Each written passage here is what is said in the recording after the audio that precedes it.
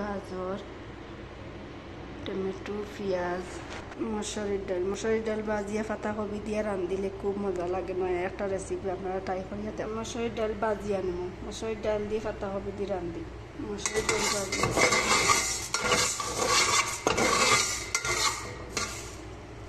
মসুরির ডাল ভাজা শেষ। আমি ডালটা দইয়া নেব গিয়া।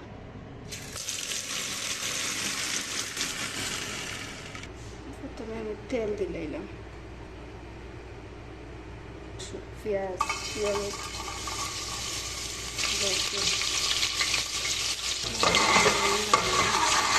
ভাজা শেষ। আমার হলুদের গুঁড়া, মরিচের গুঁড়া, জিরার গুঁড়া, পানি দিলে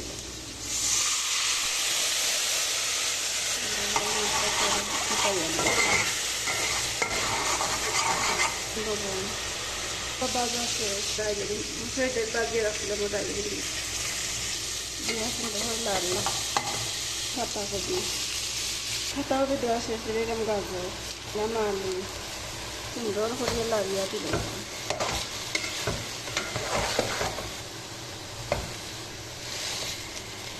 পাতাকপি টমেটো দিছি না, বাদে দিন টমেটো না কিছু সিদ্ধ হয়ে দিলে পরে দিলে তরকারিটা সিজে ভালো না। টেঙ্গা তো টেঙ্গা দিলে বাদে সিজে না, আলু কবিটা সিজতো না। তাহলে আমি পরে টমেটোটা দিই। আমি জাল দিলাম, জাল দিয়ে এখন টমেটোটা দিলাম। টমেটো দিলে টমেটো দিলে দিয়ে এখন সুন্দর করে লাগিয়ে বড় যদি মাছ মাংস কিচ্ছু না থাকে তো ওইভাবে টমেটো দিই।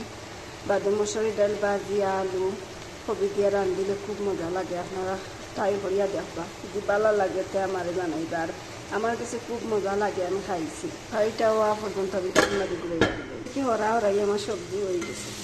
সবজি আমরা সিলেটি ভাষায় এখন সবজি বা বিরিয়ানি, আর অন্য দেশের মানুষের খাওয়া কম, তো আমরা এটা চিনি না। অবশ্যই একটি টাকা না আমাদের জানাইও কমেন্ট।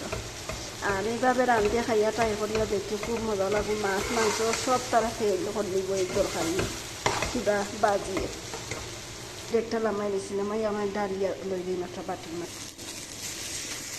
তরকারিটা যেলা দেখতে সুন্দর লাগলো, খাইতেও খুব মজা। মসুরির ডাল বাজিয়া আলু টমেটো গাজর পাতাকপি মিক্স করিয়া যদি আপনারা রান্ধেন তো খুব মজা লাগবে। মাছ মাংসরে হার মানব।